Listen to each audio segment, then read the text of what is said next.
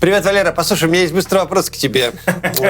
Поспешишь, людей насмешишь, Сергей Николаевич. Витаю. Послушай, Валер, нет времени на поговорки. Сегодня на совещании сказали, что едем в Вязанку, на родину нашего места Пушкина этого, вашего всего Янки Купалы. Надо по-быстрому разобраться. Скажи, это гражданин вообще нормальный был? Ой, ось люблю я вас, Сергей Миколаевич. Ну вот за тое, что заўсёды, з раніцы там, уначы, у обед там, заўсёды вы мне некую кринжовую бадзёрасць приносите. Ну, калі по Пушкину мераць, то я не ведаю.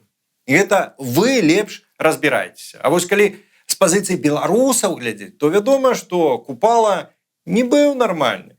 Бо ён быў геній беларускага народа. Но калі попросту, по-людску глядзець, то, падаецца, люди казали, что нормальный дядька был. Не, Валера, я про другое. С позиции советской власти, ну кто был? Советский гражданин? Ну, был, на жаль. Выступаў на з'ездах, удзельнічаў у арганізацыйнай рабоце, ордэны атрымліваў. Нават вершы Сталину писал. Очень хорошо. Просто я помню со школьной программы, что у наших органов к нему какие-то вопросики были. Ну и пытаннички были, куды ж без іх. У 1930 годзе ваши доблесныя органы подозревали Купалу у кіраванні подпольной антисоветской организации «Союз вызволения Беларусь», якая нібыта мусіла здзейсніць контррэвалюцыю і вярнуць Украину уладу паноў и помещиков. Ох, Валера, меня сейчас инфаркт хватит. Но, так он нормальный был или нацдем? У нас через полчаса автобус отходит на Вязанку, там экскурсия будет, потом конференция какая-то юбилейная. Так мне надо понять, что там делать. Выступать или молчать? Или как-то совмещать? Ну, я же хотел выступить на фуршете, ну, понимаешь, стихотворение процессировать, там, мой родный кут, ну, помню, со школьной программы еще. Начальство заметит, отметит. Ну, так, а что, если он нацдем? Может, даже экстремист уже? Дык ужо, Сергей Николаевич. Что ужо? Ужо ваше признали. Что, правда, не самога Купалу, а ягоны верш «Не быць скотам». Відаць таму, што калісьці гурт Ляпіс Трубецкой зрабіў з гэтага верша песню і таксама кліп зрабіў. У тым кліпе чырвона-белыя сцягі і ўсё такое. Хаця, можа, хутка і самога Купалу прызнаюць экстрэмістам. Бо гэта ж ён прыдумаў наш нацыянальны дэвіз «Жыве Беларусь». Как это он придумал? Это же нацистская кричалка. Ну, боже, Сергей Николаевич, ну вы А и Б скласти можете хоть раз, замест того, каб бездумно паўтараць чужие глупства. Ну вось зацаніце лепш іронію гісторыі. У 1905 годзе на хвале антыцарскай рэвалюцыі. Ну вы ж падтрымліваеце антыцарскія рэвалюцыі, Сергей Николаевич. Дык вось, 7 кастрычніка таксама ж, напэўна, святкуеце. А? Слухайце. Ну дык вось, на хвале ўсенароднага ўздыму яшчэ зусім малады паэт Янка Купала напісаў патрыятычны верш, які завяршаецца наступнымі словамі. А вось як не любіць гэта поле і бор, і зялёны садок, і крыклівую гусь, а што часам тут страшна заенча віхор. Гэта енк, гэта крык, што жыве Беларусь.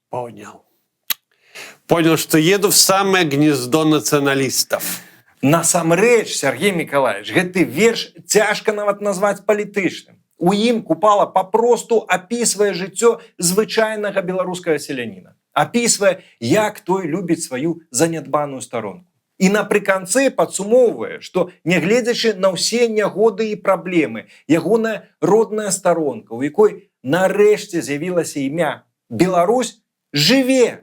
Пазней іншыя дзеячы заўважылі гэты выраз, бо сам верш вельмі добры і натхнёны, і пачалі яго выкарыстоўваць.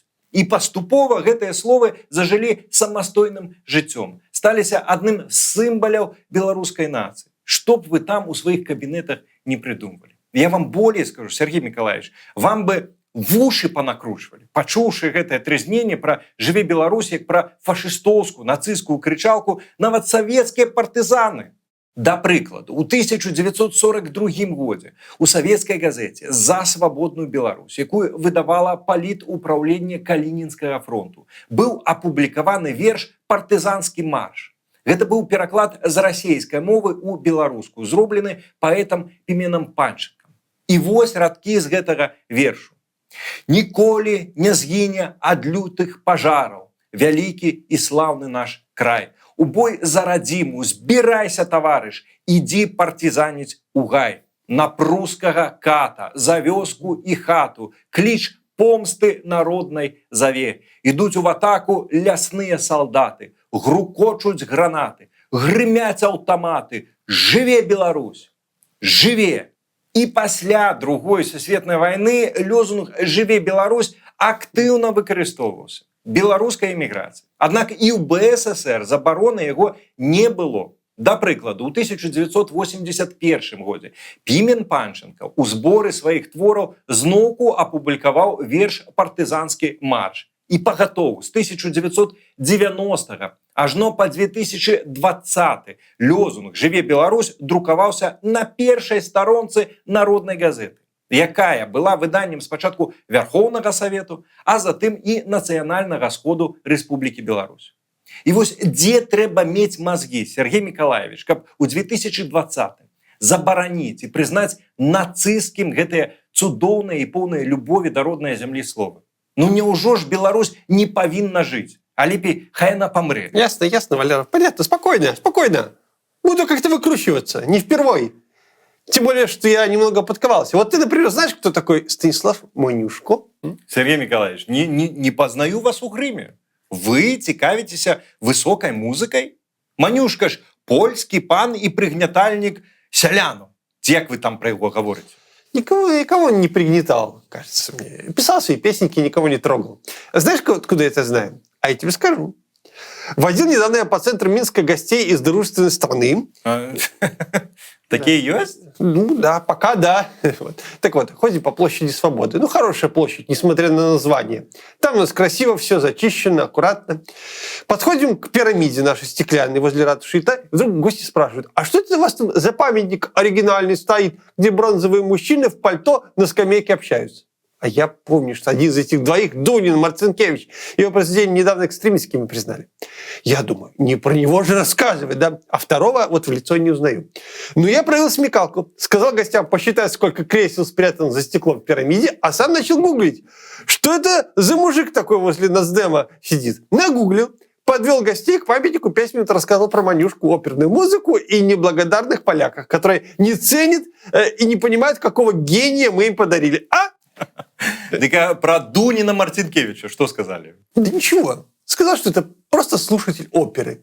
Безымянный. Сергей Миколаевич. И не соромно вам у гэтай клоунадзе удзельнічаць. Спачатку вы абвяшаеце экстрэмістамі самых важных персонажаў у беларускай гісторыі, бацькоў нашай нацыі.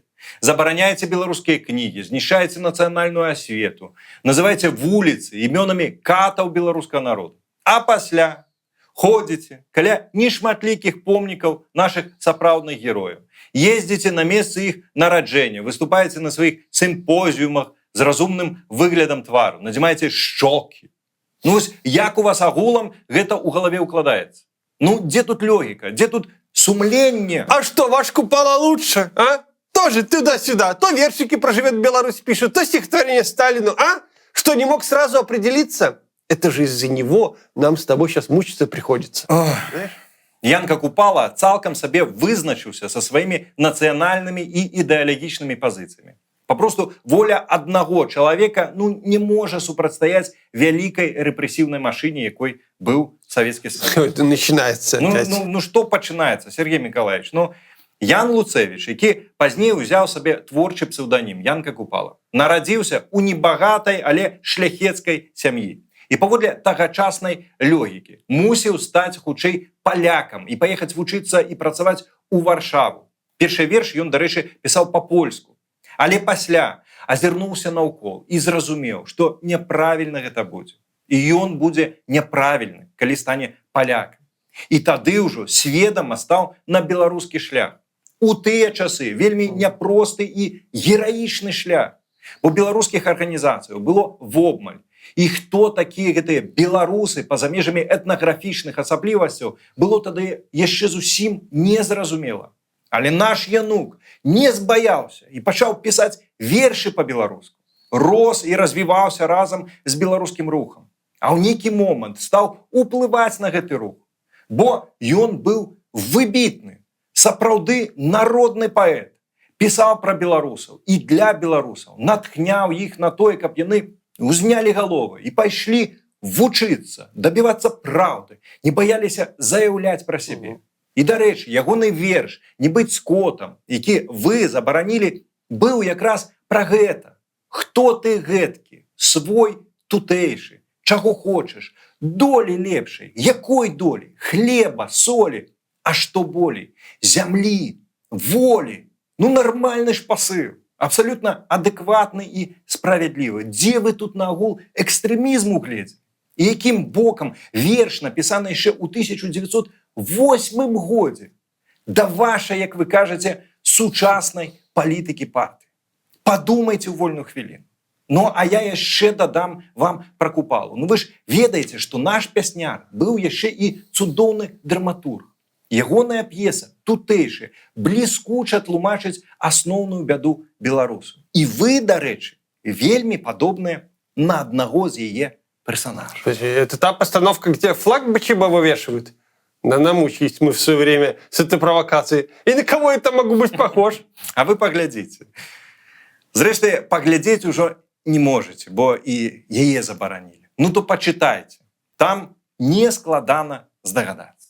Ты с тем не соскакивай.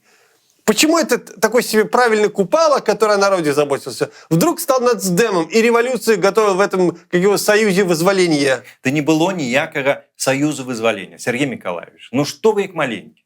Купала, як выхадзец з досыць беднай часткі грамадства, быў блізкі да сацыялістычных ідэяў таго часу. Шчыра падтрымаў Беларускую Народную Рэспубліку ў 1918 Да какие же они социалисты, буржуи и предатели! Ага. Да стварэння БНР далучыліся шмат розных людзей, у тым ліку і заможная шляхта. Гэта праўда. Але асноўная канструкцыя рэспублікі была сацыялістычная. Пра што казаць, калі БНРаўцы нават абвесцілі пра нацыяналізацыю зямлі. Калі ж з БНР не атрымалася, Купала вымушаны быў прыняць прыход саветаў. І, магчыма, нават у нейкі момант ён паверыў, што з гэтага можа нешта атрымацца. Бо першая палова 20-х гадоў мінулага стагоддзя давала надзею на развіццё беларускай справы. Тады Купала пісаў вершы, выступаў, удзельнічаў у навуковай і арганізацыйнай працы.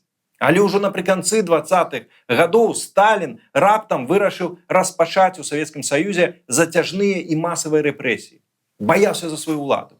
І таму ў савецкіх рэспубліках НКУС прыдумаў цалкам фэнтэзійныя саюзы вызвалення.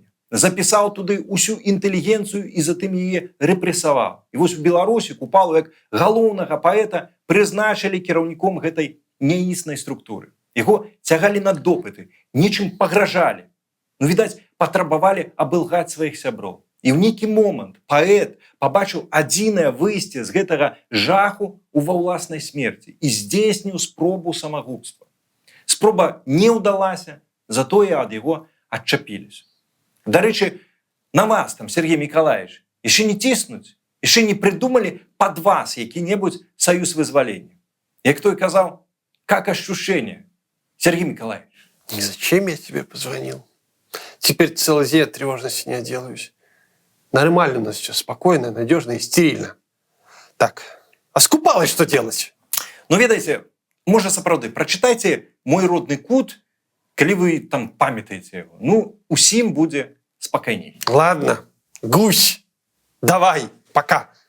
Ох, цікава, а яку б колас у Беларусі яшчэ не забаронены? «Мой родны кут, як ты мне мілы, забыць цябе не маю сілы». Гэта ж ягоны верш, а не Купалы.